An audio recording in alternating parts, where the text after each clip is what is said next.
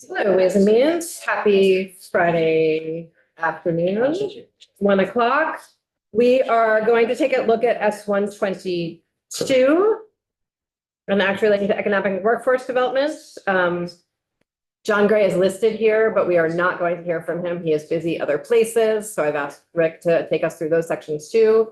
Ideally, we would do this in a fairly efficient manner. So if people have questions or pieces of fascination with the bill that could be handled outside of the room, I'm going to ask you to do that outside of the room if possible. Thank you.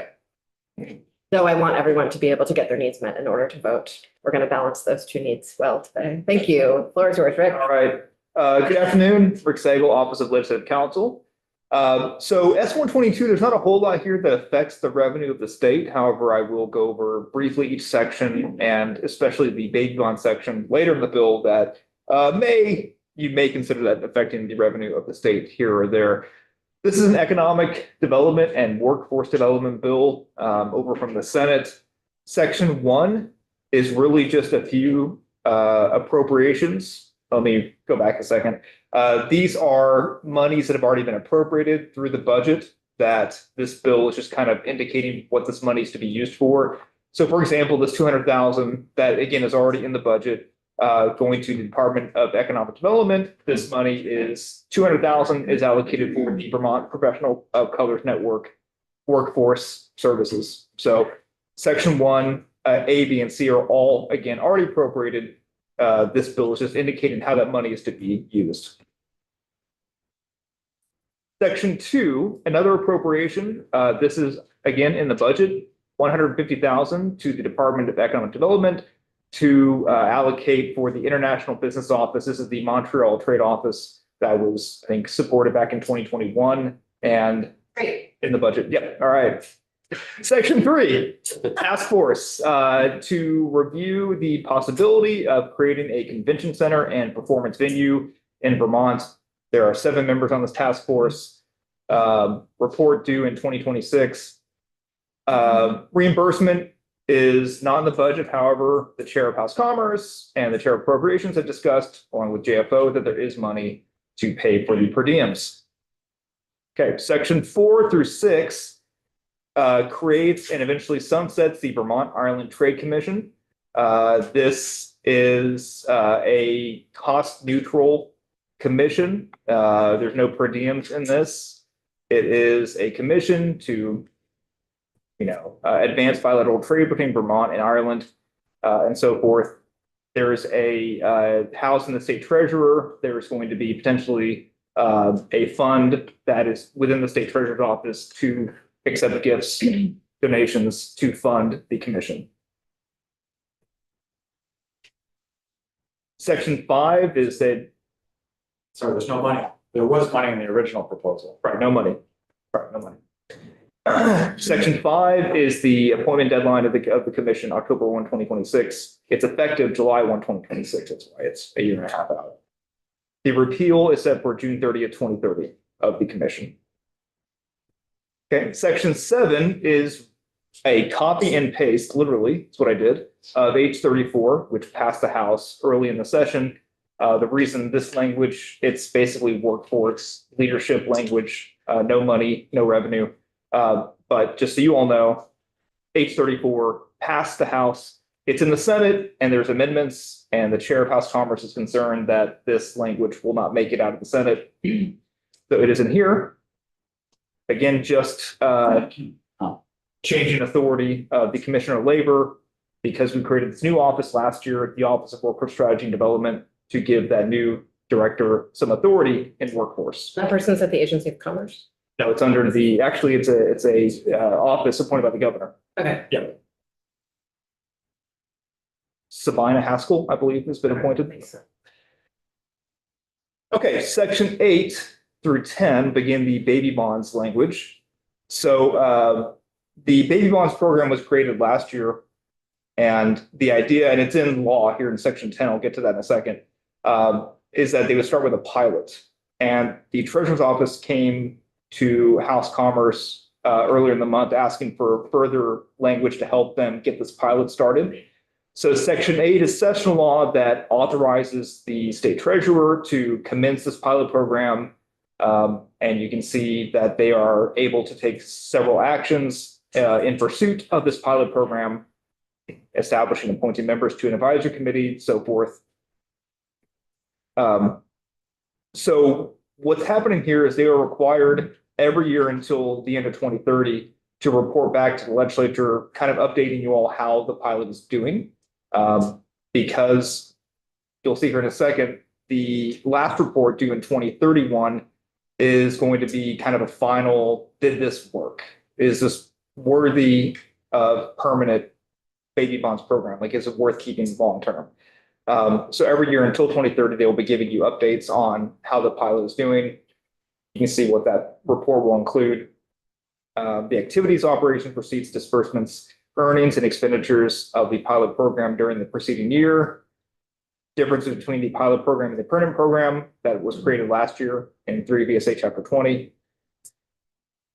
So on or before January 15, 2031, the treasurer shall submit a report summarizing the pilot program, including recipient demographics and income levels, geographic location of recipients, recipient behavioral changes, and recipient access to wraparound services.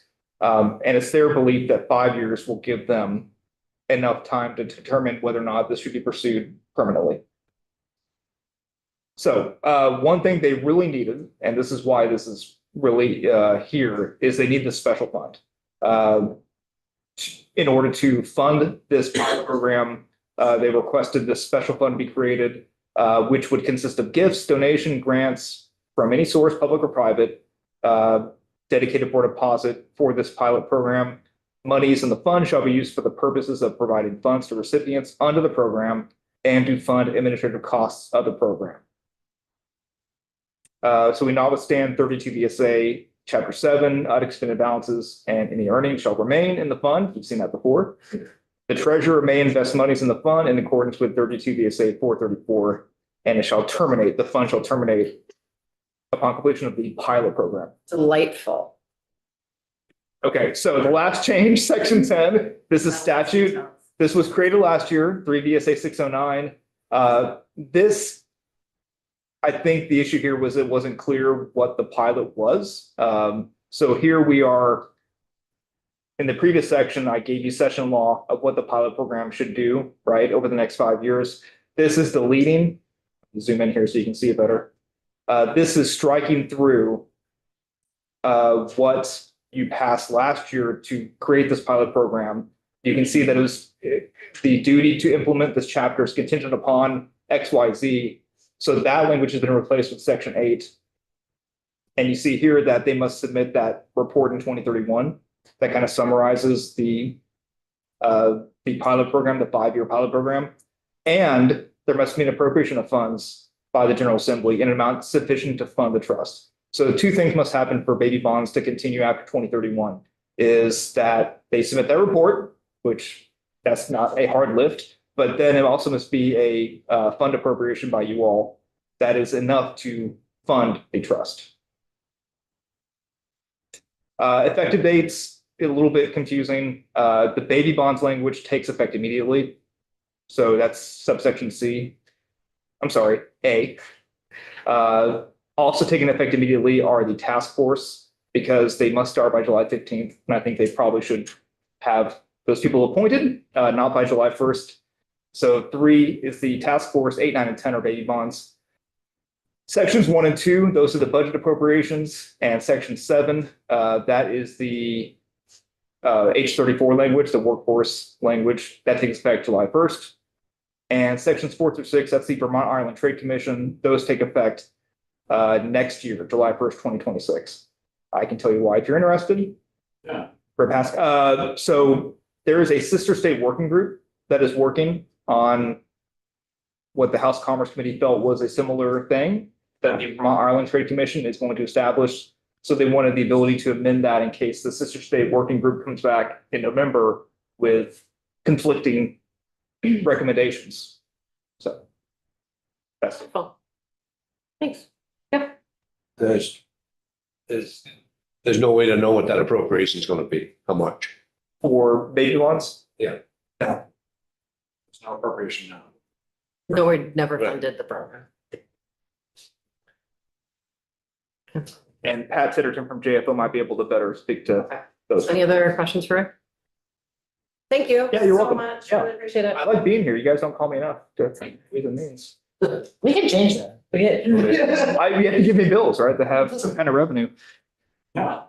Maybe we can get you a big project next year. No, that's okay. I I didn't really mean what I said, but I said it.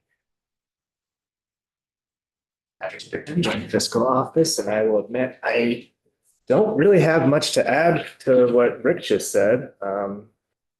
This should be very straightforward from this committee's perspective, if I had to guess. There's a fiscal note on the webpage under my name. Just top line fiscal impact. Does not appropriate any funds, and all directive language relates to appropriations that are included in the fiscal year 26 budget. Section 1, as Rick walked through, there's some language on these 3 appropriations which show up in the budget, just basically describing what the fund should be used for.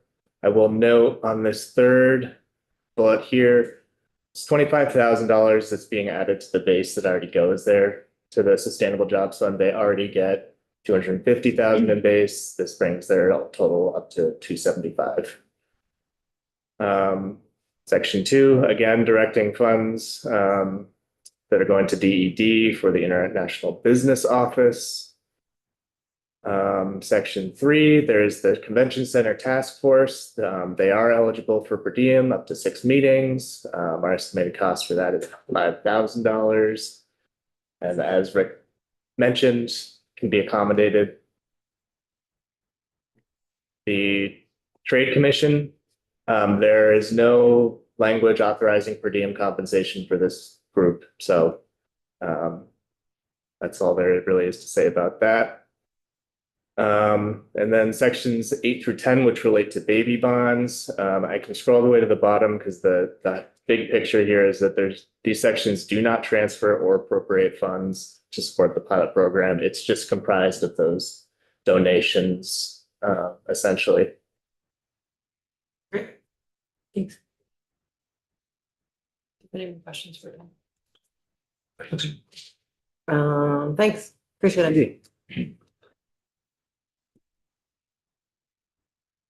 A motion.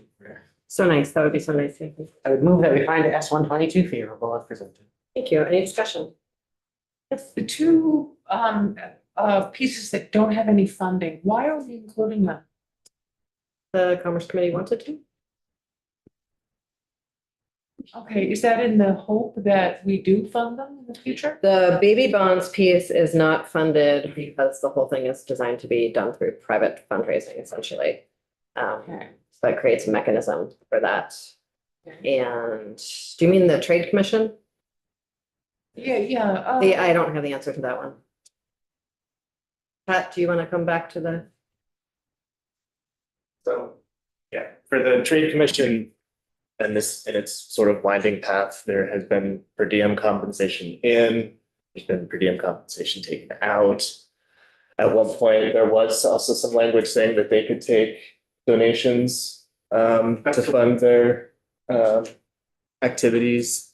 I think there was some discussion about how that could basically entail some slush fund for members to take trips to Ireland and what have you. So there's been a lot of money kind of coming in and coming out on this, but as it's come to you all, there is no sort of funding or, authorization to receive compensation from state monies.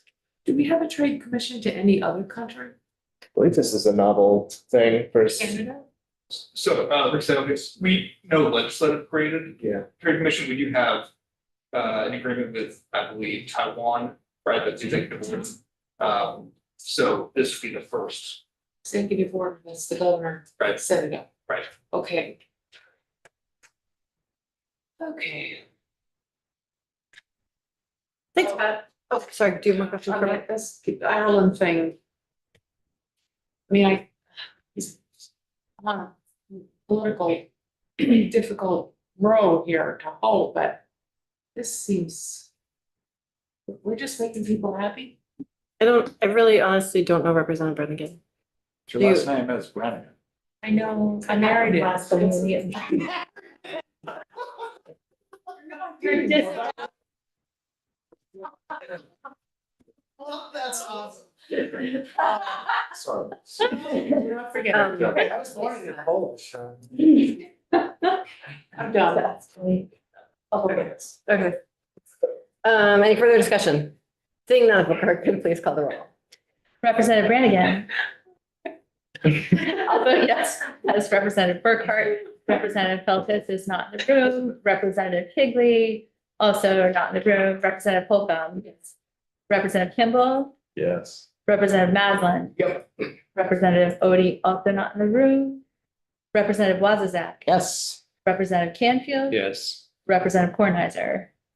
Yes. We have voted the bill favorable 803. I propose an amendment to Representative Brannigan's name. Thank you, folks. We are hypothetically done for the day, but there might be amendments to things, so please